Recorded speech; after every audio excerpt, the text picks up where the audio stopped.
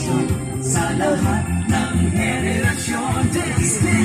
Mari, puntahan, lapit Mari. Palungit tayo. Pinagkain at ang Panginoon na away. Guardo kayo dahil.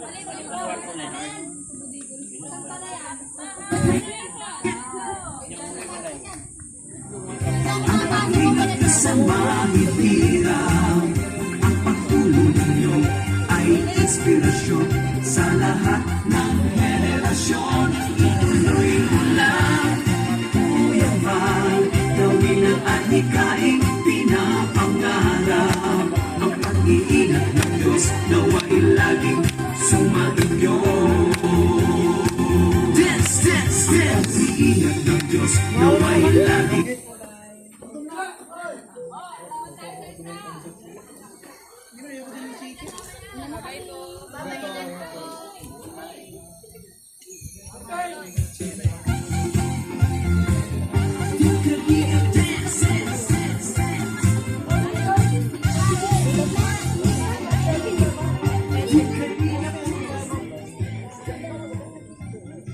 Kaya na daw.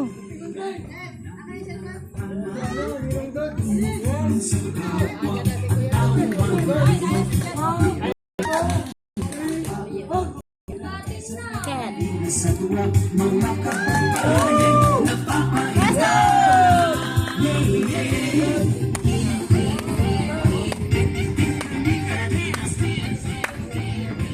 Tayo, titingnan natin. Oy!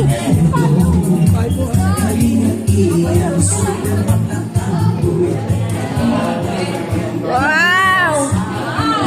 Wow! Talagang blessing! Woo! Talagang blessing! Ay, grabe ang ganda! Wow! Wow! Sana all! Wow! Ganda, ate! Trip na kami.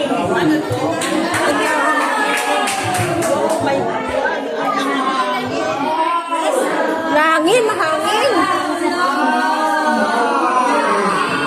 Aircon na lang, kailangan. Galing!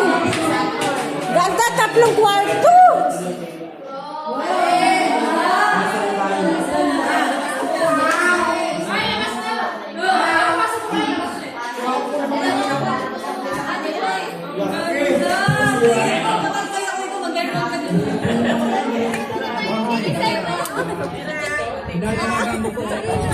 Al, bakit sinong may hawak? Parang lumipad.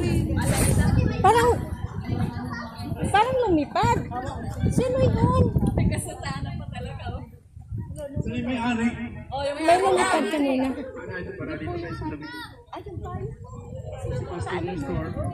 Si ano kanina yun? Si Sis Daisy. Si Sis Daisy. Si Daisy lang Oo. doon. May-ari ng bahay ay hawakan po ninyo ang inyong tahanan at yung iba po mga Ay, kapatiran mamaya. ay Kukunin ko. ipapanalangin natin ang mga Uy, pastor. tahanan ito. Dahil ang bahay na ito ay pag-aari ng Panginoon. Ang tahanan ito ay tinayo upang ito ay magamit hindi lamang pang personal kundi para sa Panginoon. Kung kaya tayo pong lahat ay nandirito, pasalamat tayo sa Panginoon. At Kanino? tayo po ay nagkatipon, Yan, ito? hindi lamang Hindi akin yun. Kay ano yun? Kay Maring ang Ligaya pagtitipon yun. ay upang tayo magka-fellowship o kumain dahil mayroong masarap na handa. Ito ay upang hilingin sa Diyos na pagpalain ang tahanan ito na isang patutuo ng kanyang kagandahan loob at kabutihan. Ang tahanan ay hindi lamang isang tirahan, higit pa rito, ito ay isang simbolo ng pagmamahal ng Diyos sa atin, sa buhay natin bilang isang pamilya ni Kristo. At ang may-ari nito ay ang Panginoon. At ang mga bahay na ito, tahanan ito ay iniatang kay Pastor Nestor at ang kanyang pamilya, kay Brother Julius at ang kanyang pamilya. At ito ay isang pagpapasalamat sa Diyos sapagkat ito ay pag-aari niya. At ang mga ito, mga pamilyang ito ay mga good stewards. Sila po ang tagapag-alaga ng tahanan ito. Kaya ito po ay alagaan at tayo magpapasalamat sa Diyos. Salamat din sa mga tumulong sa pagtatayo nito, ang sponsors at kay Kuya Bal Santos Matubang na siya pong ama ng Kalingap. Magpapasalamat tayo sa Kalingap, sa kanyang may bahay si Ate Edna at ang kanyang pamilya. Dahil sila po ay ginagamit ng Diyos upang pabahayan ang mga nangangailangan. Yung mga naghihirap na kapatid natin sa pananampalataya, kababayan, nangangailangan ng tahanan. Isang tao lang po din sa buong Pilipinas ang ginagamit ng Diyos, si Kuya Bal. Palapakan natin ang Panginoon. Ibalit, ang pagpapasalamat natin ay sa Panginoon. Kung kaya tayo pong lahat ay mananalangin. Ang paghahandog, ito ay paghahandog ng tahanan ito at pagpapasalamat sa Diyos. Itaas po natin ating mga kamay at tayo po'y manalangin. Ama naming Diyos, lubos na mapagmahal at mapag-aruga, dumudulog po kami sa iyong harapan para sa aming mga kapatid na sila Kuya Julius at ang kanyang pamilya at Pastor Nestor at ang kanyang pamilya.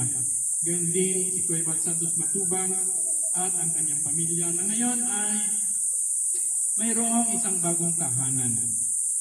At ang paggamit po nila dito, nila Kuya Julius at nila Pastor Nestor, ilipat sila dito sa bagong tahanan ito.